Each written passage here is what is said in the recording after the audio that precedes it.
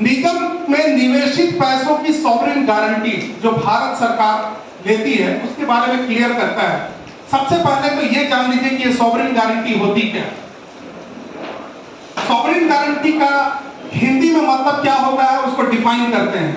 मान लीजिए आपने किसी बैंक के अंदर 1 करोड़ रुपए अपने खाते में जमा कर रखे और किसी भी कारण से अगर वो बैंक दिवालिया हो जाता है तो आपके 1 करोड़ रुपए की गारंटी बैंक लेगा। कितने रुपए की गारंटी लेगा? 5 लाख रुपए की। ये सॉवरेन गारंटी है। ये 5 लाख रुपए कब हुआ? कुछ दिन पहले हुआ।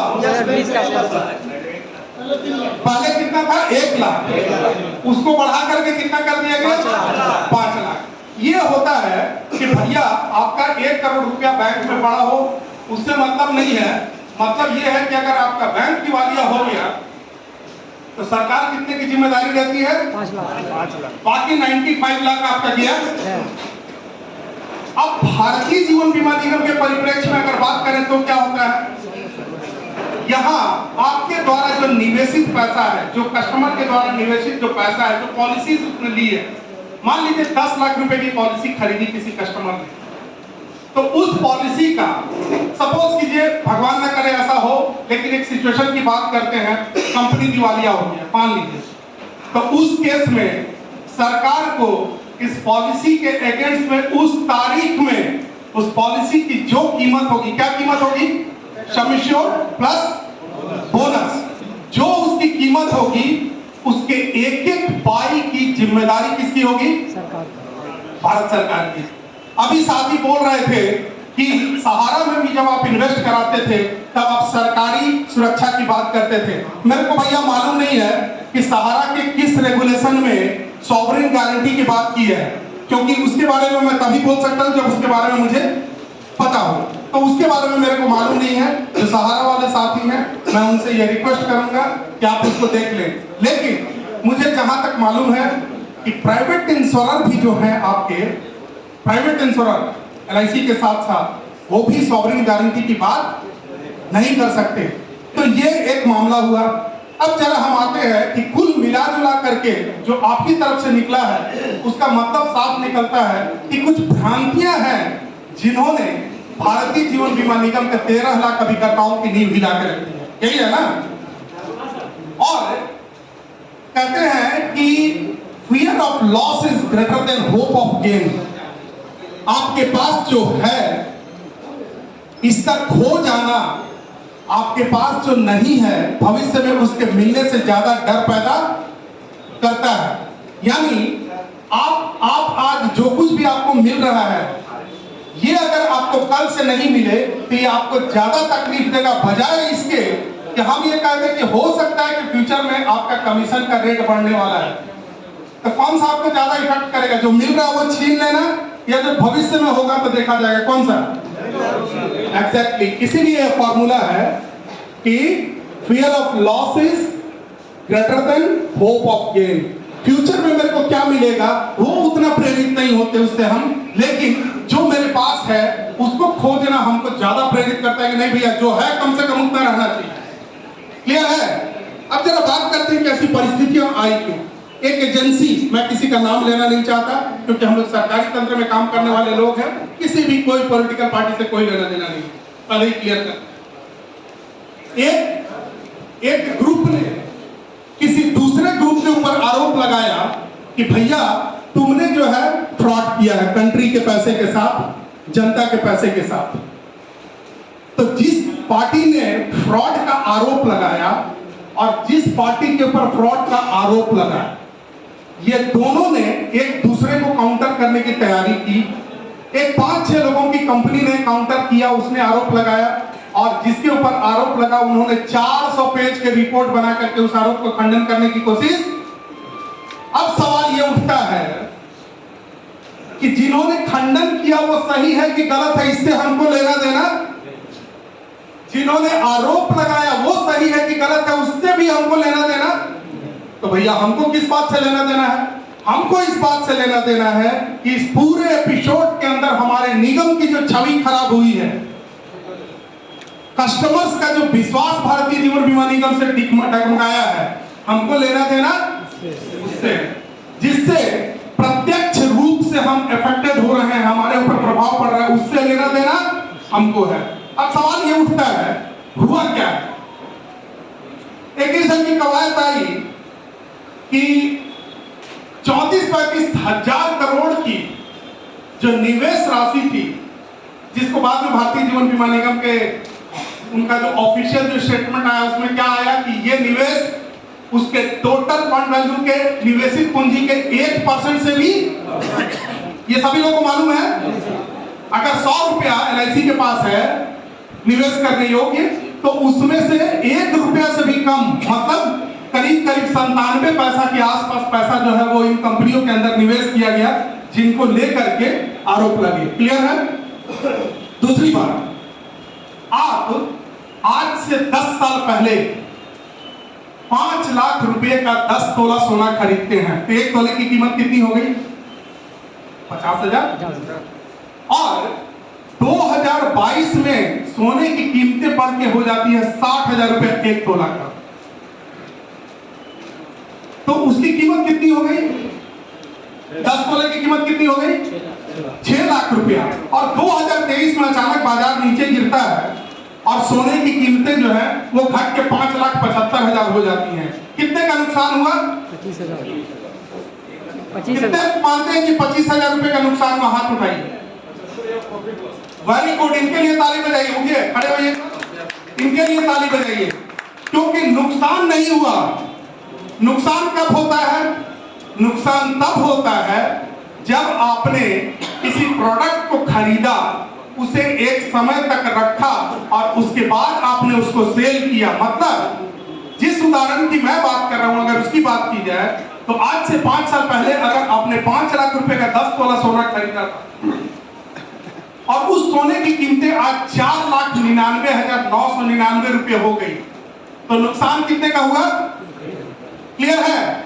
तो यहां तो प्रोडक्ट बिके ही नहीं, जो शेयर्स के अंदर इन्वेस्टमेंट किया गया था उसको अगर LIC उस तारीख को, जिस तारीख के ऊपर उसके ऊपर दाग लगे कि आपको जो है 20,000 करोड़ की, 25,000 करोड़ की, 30,000 करोड़ का नुकसान हुआ, तब होता जब LIC उस नुकसान की स्थिति में उसको भेज देती और पैसा निकाल लेती।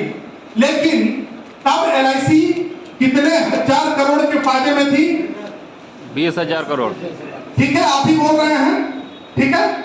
और जिस गति से, जिस तेजी से, जिस वेलोसिटी से ये जो बवंडर उठा पूरे देश के अंदर, क्या उसी तेजी से, उसी गति से ये बवंडर भी उठा कि LIC ने ठीक 2 दिन के बाद 6,000 करोड़ रुपए को गेन कर लिया? इसका मतलब क्या निकलता है कि बुरी चीजें सोसाइटी के अंदर तेजी से फैलती है। अब आता है असली प्रश्न। मेरी बात को समझ रहे हैं ना? मैं टेक्निकल चीजों पे जा रहा हूं ताकि आपको समझ में आए, और एकदम ग्राउंड लेवल पे आपसे बात करूंगा, कोई टेक्निकल चीज नहीं, ठीक है। अब सवाल ये उठता है कि हिंडनबर्ग ने काउंटर किया किसके बारे में, और अडानी ने अपनी रिपोर्ट में किसको काउंटर किया? तो इसमें LIC कहां है भैया? LIC का नाम घसीटा गया क्योंकि इसका इन्वेस्टमेंट था।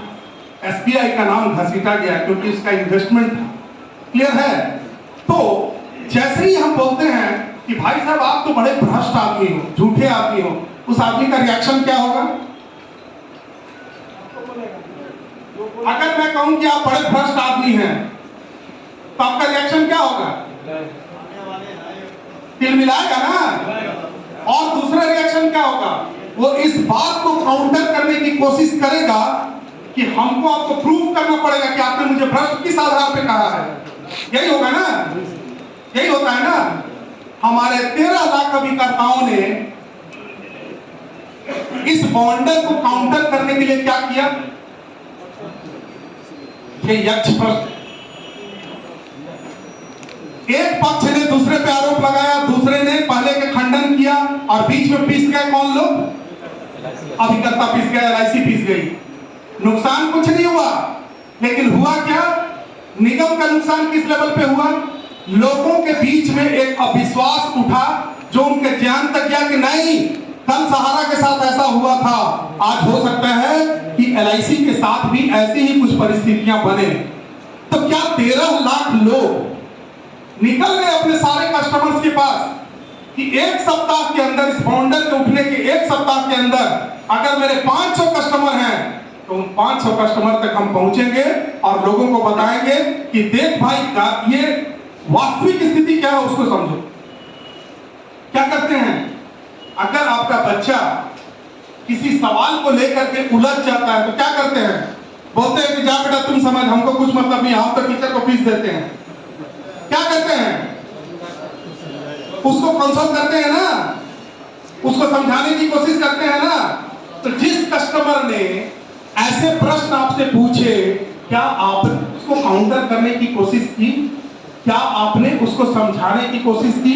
कितने लोगों ने समझाने की कोशिश की? थोड़ा हाथ उठा लीजिएगा। सभी ने किया। चलिए, क्या मैं मान लूं कि आपने अपने जीवन काल में जितने भी कस्टमर्स को LIC के साथ जोड़ा है, सारे लोग समझ गए कि नहीं, आप कोई प्रॉब्लम नहीं है? बात समझ में आ गया? बात समझ में आया? तब आप क्या करेंगे? अब दूसरा रास्ता क्या है?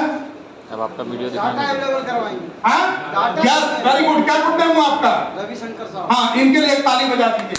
डाटा उपलब्ध कराएंगे। बहुत बढ़िया बात बोला, डाटा उपलब्ध कराएंगे। वो डाटा किस तरह का होगा? इस बाउंडर की बात से थोड़ा सा आगे निकलते हैं। एक दूसरी चीज जो आपको बुरी तरह से प्रभावित कर रही है वो है इस साल का बजट। ये प्रभावित कर रही है कि नहीं?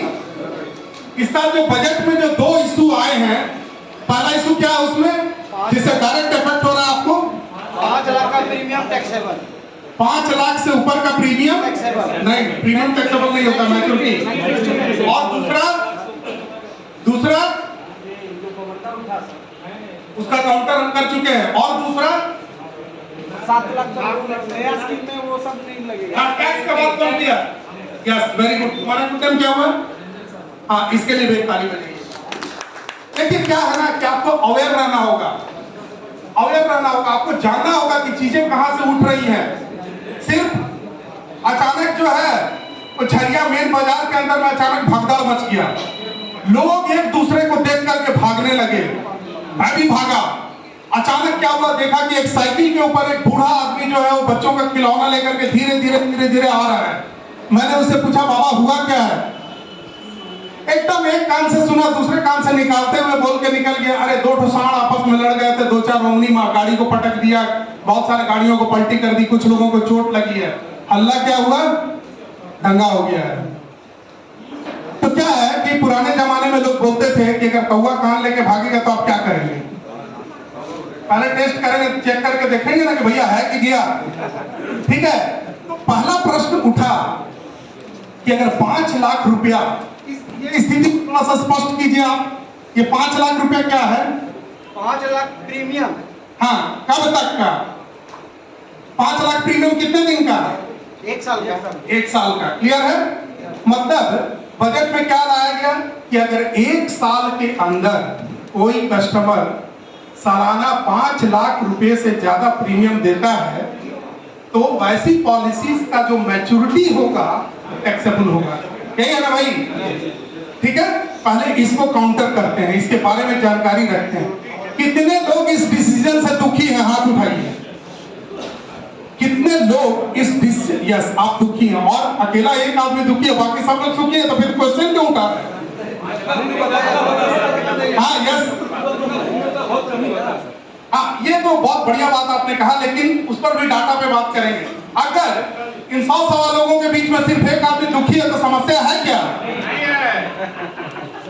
इसको समझना पड़ेगा, थोड़ा ध्यान से सुनिए। डाटा किसी ने बताया कि डाटा, आप ही बोले थे ना, जरा ध्यान से सुनिए। 5 लाख को कैसे काउंटर करना है, कस्टमर पूछेगा। पूरे भारतवर्ष में LIC के द्वारा जिस पॉलिसीज को संचित किया जा रहा है, पोषण किया जा रहा है, जिसको इन्फोर्स पॉलिसी बोलते हैं, उसकी संख्या कितनी होगी अंदाजन? पूरे भारतीय जीवन बीमा निगम की इनफोर्स पॉलिसीज की संख्या कितनी है? नहीं, और कोई?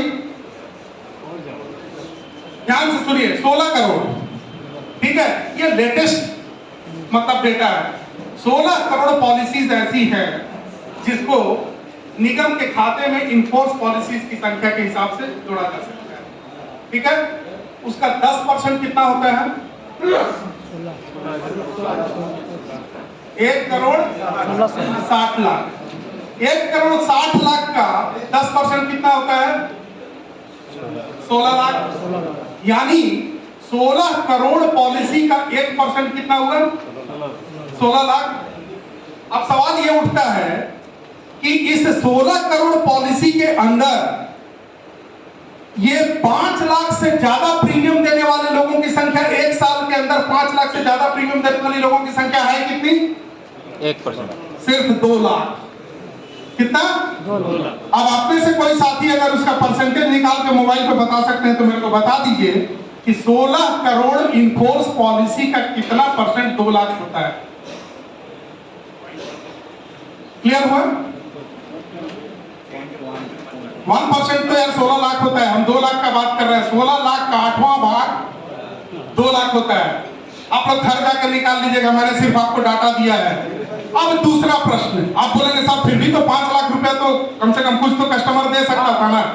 अब ईमानदारी से मेरे को बताइए कि यहाँ बैठे हुए जितने लोग हैं 2022-23 फाइनेंशियल ईयर में कितने ऐसे साथी हैं जिन्होंने सालाना 5 लाख रुपया का प्रीमियम वाला पॉलिसी बेचा है? एक, आपने भी बेचा है। बाकी ये सन्नाटा क्यों है भाई? घबराने की जरूरत नहीं है। क्यों? उसका एक कारण है। ऐसा नहीं है कि 5 लाख रुपए के ऊपर की पॉलिसी नहीं बिकेगी, अभी भी बिकेगी, क्योंकि जो लोग आज पॉलिसी खरीद रहे हैं वो कल भी खरीदेंगे। 5 लाख रुपया पॉलिसी का प्रीमियम सालाना जो कस्टमर देता है वो आपके किस ग्रुप में आता है? किस कस्टमर ग्रुप में आता है? HNI, हाई नेटवर्क कस्टमर में। ठीक है, यानी एवरेज अगर देखा जाए तो जो आदमी सिर्फ 5 लाख रुपया सालाना कमाई का LIC के प्रीमियम में दे रहा है, उस आदमी का टोटल इनकम कितना होगा अंदाजन? कितना होगा मोटा मोटी? 20-25 लाख।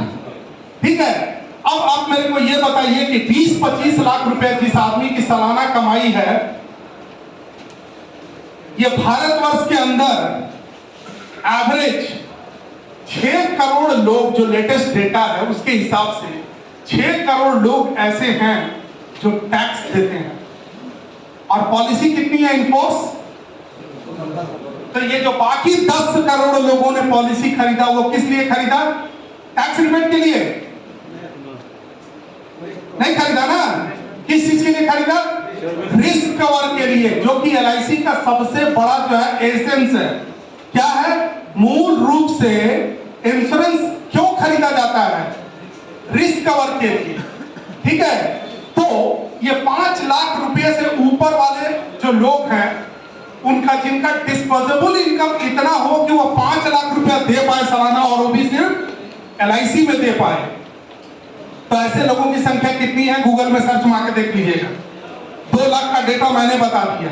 दूसरी चीज, इंश्योरेंस के अंदर जो टोटल डिस्पोजेबल इनकम है एक आदमी का, मान लीजिए एक आदमी साल का 10 लाख रुपया कमाता है,